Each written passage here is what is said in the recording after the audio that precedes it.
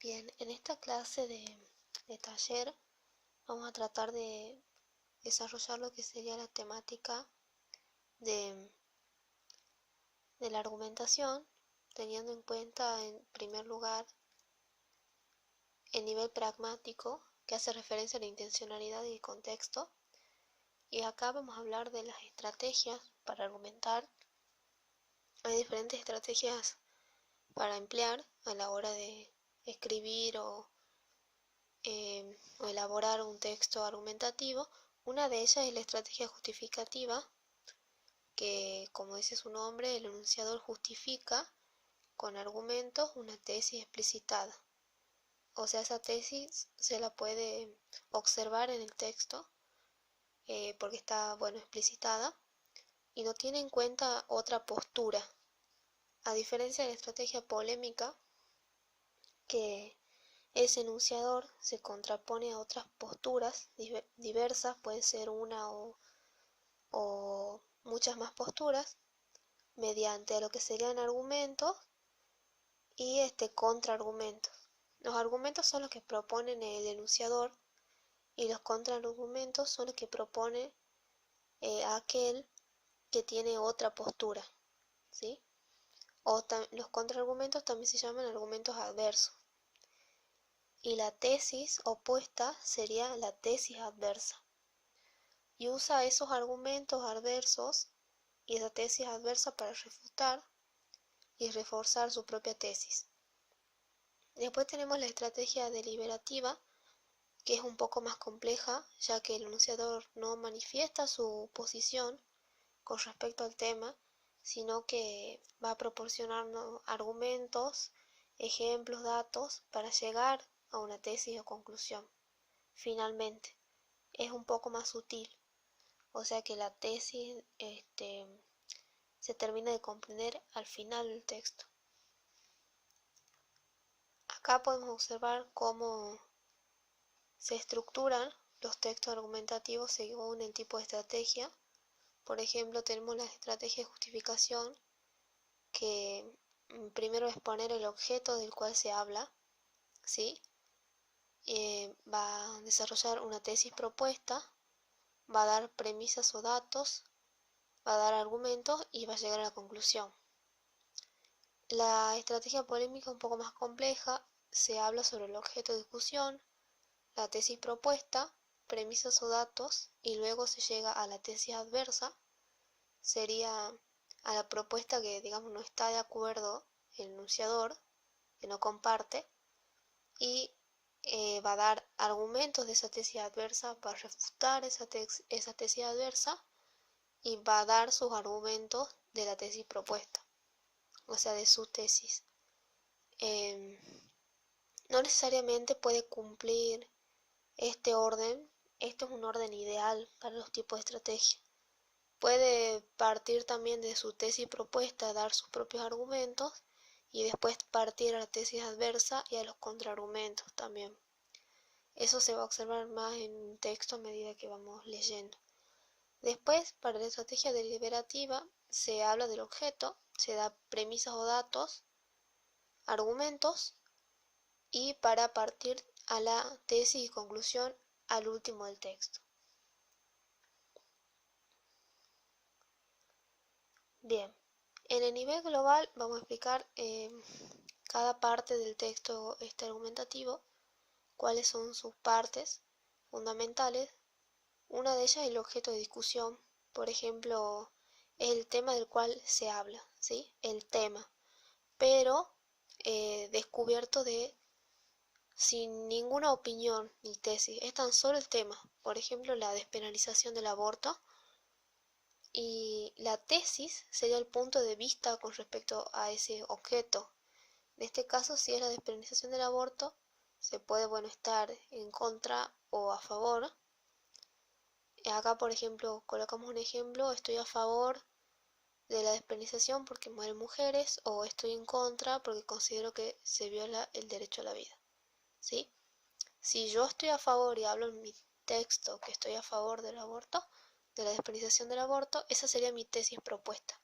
Y la tesis adversa, si se trataría de un texto polémico, sería él estar en contra.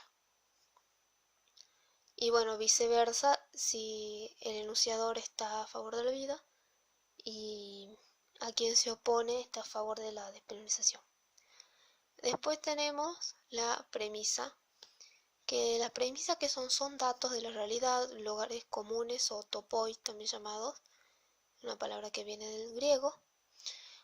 Y una premisa, ¿qué es? Es afirmar algo, ¿sí? Por ejemplo, podemos afirmar que el aborto existe, eso es una premisa, es innegable e indiscutible, ¿sí? Y bueno, las premisas varían según la época o contexto. Antes era una premisa que la mujer debería quedarse en su casa a cuidar a los niños, y ahora ya no lo es, no es una premisa, o por lo menos para ciertos sectores de la sociedad no lo es. Después tenemos la conclusión, que es la confirmación de esa tesis propuesta, ¿sí? Se reformula las ideas principales del texto y se llega a una confirmación de esa tesis.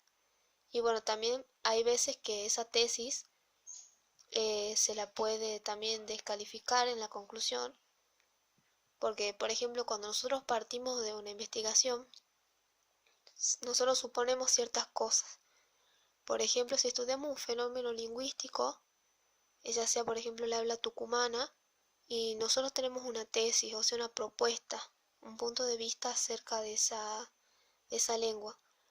Y por ejemplo, si nosotros podemos opinar que bueno, el hábito suena, surge del pretérito anterior has visto, ¿sí? Pero si estaríamos equivocados en la conclusión, deberíamos llegar y decir, bueno, la tesis que planteamos es incorrecta o no es tan así como planteaba, ¿sí? Entonces en la conclusión se puede rebatir esa tesis, ¿sí? O dejar abierto puntos de discusiones y todo eso.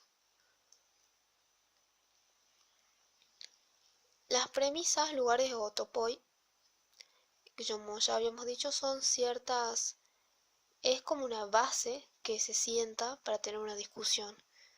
Por ejemplo, una premisa sería decir que el habla tucumana es un lenguaje, ¿sí? Es un tipo de habla, un regionalismo, ¿sí?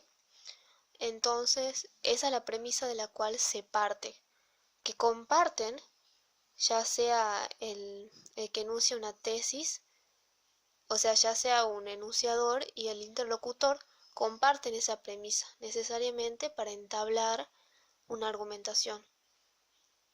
Hay distintos tipos de premisas. Uno es de los lugares de cantidad. Cuando hablamos de lugares es lo mismo que premisa.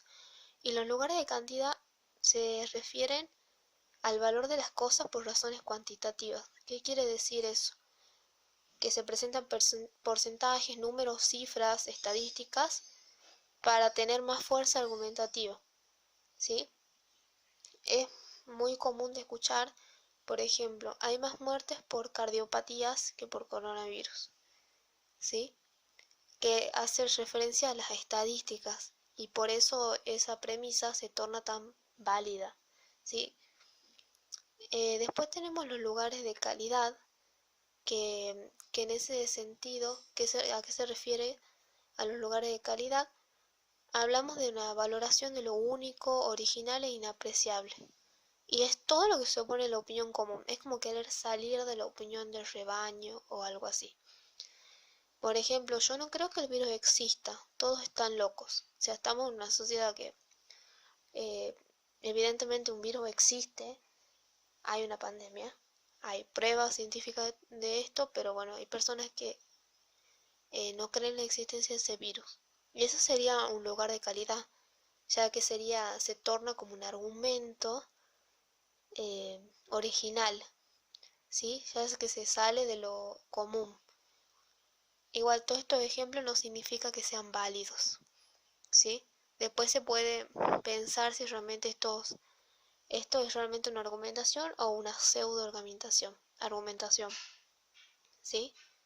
En una argumentación académica no se pueden usar lugares. Uno tiene que salir del lugar de la premisa, tiene que trascender hacia otro tipo de argumentación, no quedarse en los lugares, sino que tratar de buscar realmente una argumentación académica científica que esté comprobado por hechos. ¿Mm? Después tenemos el lugar de lo existente, que es donde se prioriza lo real, lo actual, ¿sí? O sea, lo que está sucediendo ahora, lo que es vivido sobre lo posible. O sea, es más importante lo que estamos viviendo ahora que lo que pueda suceder, ¿sí? Vale, vale más los proyectos hechos realidad que proyectos potenciales, ¿sí? Por ejemplo, esto es sacado de una manifestación en contra de la cuarentena. Yo fui al hospital y no vi a nadie. Es todo mentira, ¿sí? Bueno, porque esta persona fue al hospital y no vio a nadie, según él, cree que el virus es mentira. ¿Mm? ¿Por qué? Porque prioriza lo que está viendo. Si él no lo puede ver, entonces no cree. Después tenemos los argumentos, que hay varios tipos de argumentos. Uno de ellos es el argumento de autoridad, que ¿en qué se basa este tipo de argumentos? Que nuestros dichos son respaldados por citas de autoridad, de algún referente, ¿sí? Que es considerado un referente del tema y se constituye como una fuente confiable y respetable y se legitima la tesis. Por ejemplo, la doctora Brandolino dice que el coronavirus fue hecho en un laboratorio. Bueno, este hecho no es cierto, ¿sí? Pero es una cita de autoridad, porque se recurre a una autoridad médica en este caso, como la doctora Brandolino, para afirmar, ¿sí? Para reafirmar un argumento, ¿sí? Para legitimar esa tesis. Entonces nosotros partimos una tesis. El coronavirus es un virus creado en laboratorio y me apoyo en la tesis, en la cita de autoridad que afirma que justamente esto es cierto y lo dice una autoridad sobre el tema. Pero, ¿qué es lo que hay que tener en cuenta en estos casos? No todo argumento de autoridad es válido, ¿sí? Hay falsos argumentos de autoridad, ya lo vas a ver en las reglas de una discusión crítica. No se puede citar a cualquier persona cuando estamos hablando de un tema determinado. Por ejemplo, si vos estás hablando de lenguaje, ¿sí? Se supone que tenés que citar a gente que sea especialista en lenguaje. Digamos, no vas a citar a Milei si supone que estás argumentando sobre el lenguaje, sino que vas a citar a un lingüista, ¿sí? Vas a citar a la profesora Estela Taguada, vas a citar a la profesora Douglas, a la profesora Padilla. No vas a citar a Milei o a quien sea, o una persona famosa, ¿se entiende? En este caso, citar a la doctora Brandolino es un poco complicado, ya que ella no es especialista en pandemia, no es infectóloga, sino que es alergista y médico forense. Entonces no se configura como una autoridad como para citarla en este caso. Después tenemos los argumentos mediante ejemplos. Esto es bastante sencillo. Se utilizan justamente ejemplos como evidencia para apoyar una generalización. En el ámbito científico y académico es necesario una gran cantidad de ejemplos, ¿sí? Por ejemplo, si nosotros somos científicos y observamos un hecho, para afirmar algo y hacer una teoría necesitamos muchos ejemplos de ese hecho, ¿sí? Nosotros no podemos decir que hemos descubierto un dialecto nuevo, una variante lingüística nueva, ya no se usa dialecto, perdón, variante lingüística. No podemos decir que hemos descubierto una variante lingüística nueva si no tenemos los suficientes ejemplos, la suficiente evidencia como para afirmarlo, ¿sí? No porque hayamos escuchado decir una persona una palabra novedosa, por ejemplo, podemos decir que realmente es una variante lingüística nueva, sino que necesitamos muchos ejemplos como para poder afirmar y llegar a realmente una premisa científica, ¿sí? Por ejemplo, tenemos el ejemplo de acá con el que tiene que ver con el coronavirus. Tenemos el ejemplo de Brasil, Chile, Perú y Estados Unidos. La cuarentena es necesaria para que el sistema sanitario no colapse, ¿sí?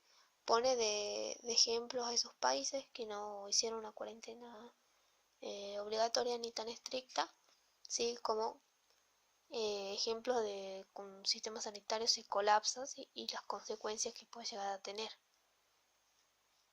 Después tenemos los argumentos por analogía, que a diferencia de los anteriores, no necesitan una gran cantidad de ejemplos, sino que se parte de un solo ejemplo.